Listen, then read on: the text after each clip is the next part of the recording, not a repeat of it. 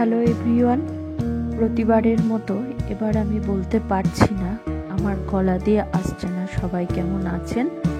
আমিও ভালো আছি, আপনারাও নিশ্চয়ই ভালো আছেন। এই শব্দটি আমার মুখ দিয়ে আজ আর বেরোচ্ছে না। আমরা আজ কেউই ভালো নেই, আর আশা করি প্রত্যেকটা দিনই আমরা উৎকণ্ঠার মধ্যে দিয়ে যাচ্ছি, আর এই উৎকণ্ঠাটা যত দিন যাচ্ছে ততই বেড়ে চলেছে।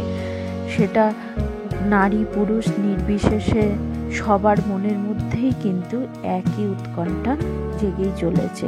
জানি না আমরা কোন সমাজে কোন পরিস্থিতিতে এখন এই যে বাস করছি, সেটা কবে আর চিন্তামুক্ত সমাজ হবে, কবে কলুষিত সমাজ হবে। আমি শুধু একটা কথাই জানতে চাই সমাজে, যে আমরা যদি প্রকৃত ভালো না থাকি তাহলে সমাজ কিভাবে চলবে? এটা কি আমাদের চলা বলে? সমাজে যারা আমরা বাস করছি, আমরা সবাই তো একটা পরিবারেরই অংশ। তাহলে এত কেন অভিন্ন, এত কেন দলাদলি, এত কেন ভয় উৎকণ্ঠা? জানি না এই উত্তর কবে আমরা পাবো, আর কবে আমরা স্বস্তিতে নিশ্চিন্তে একটু নিঃশ্বাস নিতে পারবো। আমরা প্রত্যেকেই চাই আমরা যেন সবাই একসঙ্গে খুব আনন্দ করে, মজা করে, খুব ভালোভাবে দিনগুলি কাটাতে পারি। যাই হোক, চলুন তাহলে শুরু করি আজকের ব্লগ। প্রথমেই দেখতে পেলেন সকালবেলা ঘুম থেকে উঠে ছেলেকে নিয়ে একটু গেছিলাম ডাক্তার দেখাতে। তো সকালে অ্যাপয়েন্টমেন্ট ছিল। তারপর ছেলেকে পাশের একটি পার্ক থেকে একটু খেলে নিল। ও খেলে টেলে নিয়ে বাড়ি চলে এসেছি। বাড়িতে এসে একটা প্যানের মধ্যে 2 চামচ ফ্লেক্সিড, কালো জিরে আর কয়েকটা জবা পাতা আর দিয়ে দিলাম তুলসী পাতা। এই সব উপকরণগুলোকে ভালো করে ফুটতে দেব। এই উপকরণটি আমি 10 মিনিট ধরে ফোটাবো। 10 মিনিট ফোটানোর পরে যদি দেখি যে এটা প্রায় সুতোর মতন অনেকটা ঘন হয়ে আসছে না, তারপর আমি আরেকটু ফুটিয়ে নেব। এই যে উপকরণটি, যাদের চুলে প্রচণ্ড পরিমাণে খুশকি হচ্ছে, চুল পড়ে যাচ্ছে, তারা এই উপকরণটি বানিয়ে ফ্রিজে 2 থেকে 3 দিনের জন্য স্টোর করে রেখে দিতে পারেন। আর এটি ব্যবহার করাও খুব ইজি।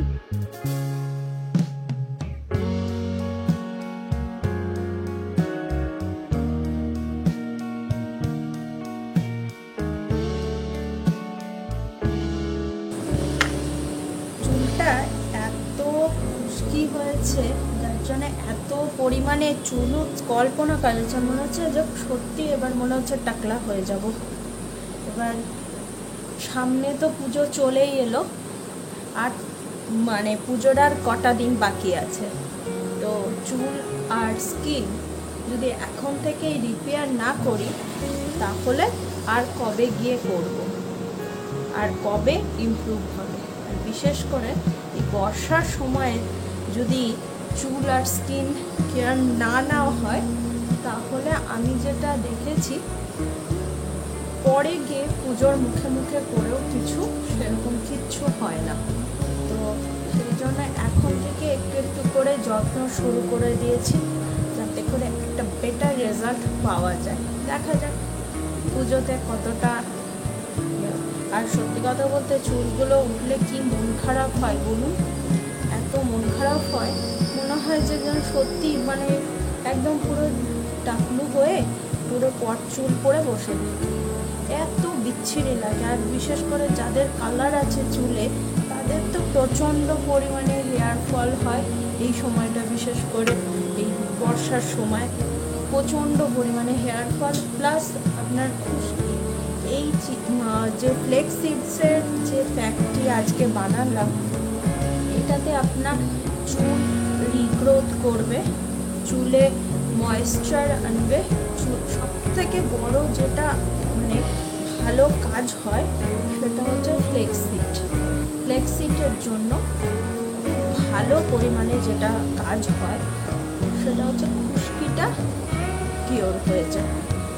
খুশকিতে আপনার বলুন তো, এই আজ টক দই, পাতি লেবু, এটা সেটা আমরা কত কী না করি।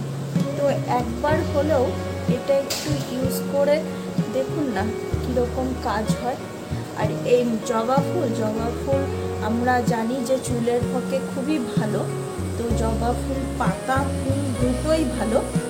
তারপরে আপনার কফি মেশাতে পারেন, তবে এর সাথে কফি যায় না বলে আমি দিলাম না। আমি নেক্সট কোনো একটা ভিডিওতে কফি আর দিয়ে আমি একটা আলাদা প্যাক বানিয়ে দেখাবো। তো সেটা কফিও চুলের জন্য খুব ভালো কাজ করে, চায়ের লিকার আর কফি, সেটা তো আপনারা জানেনই, তাও আমি একটু বলে দিলাম। এত চুল রাফ হয়ে গেছে, এই যে দেখতেই পাচ্ছেন, এই যে অংশগুলোতে চুলের কালার করা হয়েছে সেই অংশগুলো বেশি পরিমাণে হয়েছে। আর এই স্ক্যাল্পে খুব ভালো করে ম্যাসাজ করে দিতে হবে। আমি যখন স্পা করেছিলাম, স্পায়ের ভিডিওটি দেওয়া আছে পূর্বেই, তো আপনারা ওখান থেকে দেখে নিতে পারেন আমি কিভাবে স্পায়ের ভিডিও করেছিলাম বা ম্যাসাজ কিভাবে স্ক্যাল্পে করা যায়, সেটা সবটাই সেম প্রসেস, মানে যেভাবে স্পা করা হয় সেভাবেই কিন্তু এই প্যাকটি দিতে পারেন। তো আপনারা একটু যান, গিয়ে ওখানে দেখে আসুন কীভাবে আমি করেছি। তো এইভাবে যদি খুব সহজ উপায়ে সহজ পদ্ধতিতে করা যায়, তাহলে চুলটাও ছেড়ে কম আর খুব ভালোভাবে রুট সেকশানে এই ইয়েটা প্যাকটি পৌঁছায়। বা যদি স্পা করেন, স্পাটিও খুব ভালোভাবে রুট সেকশন পর্যন্ত পৌঁছায়। যদি আমরা রুট সেকশন পর্যন্ত নাই ম্যাসাজ করি, তাহলে ম্যাসাজ করে সেইভাবে ফল পাওয়া যায় না। তো সেই জন্য আমাদের স্ক্যাল্পের একদম রুট সেকশানে গিয়ে খুব ভালো করে ম্যাসাজটা করতে হয়। ম্যাসাজ করার সবথেকে ভালো সময় হচ্ছে যদি রাত্রেবেলায় একটা ম্যাসাজ করে রাত্রেবেলা হোল নাইটের জন্য ছেড়ে দেওয়া যায়, তাতে করে চুল খুব ভালো রিগ্রোথ হয় আর চুলে ময়েশ্চারটাও ভালো পাওয়া যায়। কিন্তু যাদের ধরুন রাত্রেবেলা সময় হয় না, তাহলে আপনারা উইকে একটা দিন করতেই পারেন যে কোনো সময়, তবে রাত্রেবেলা করে চেষ্টা করবেন হট অয়েল ম্যাসাজ করার।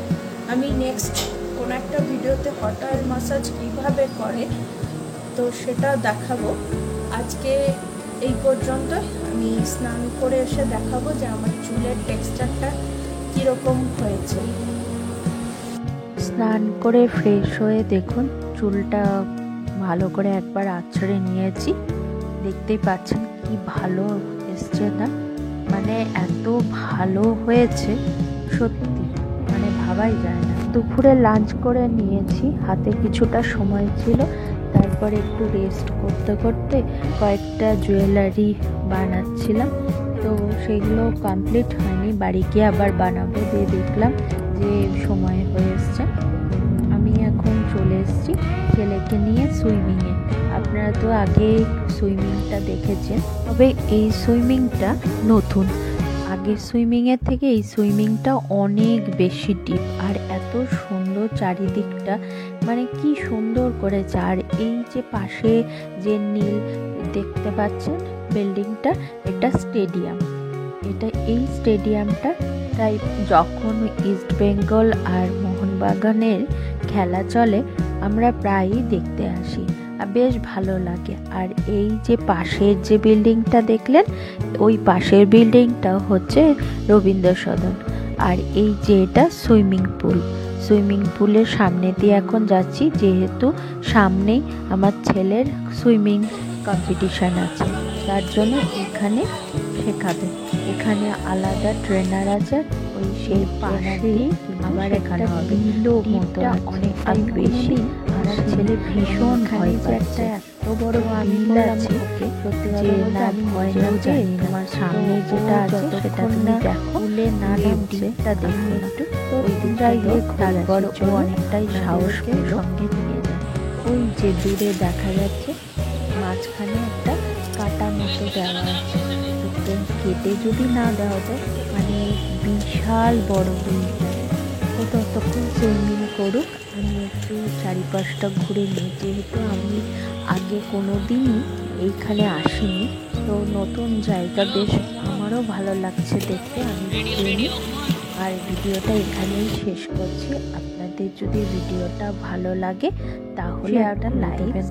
ততক্ষণের জন্য আপনারাও ভালো থাকুন, সুস্থ থাকুন, সুন্দরভাবে থাকুন।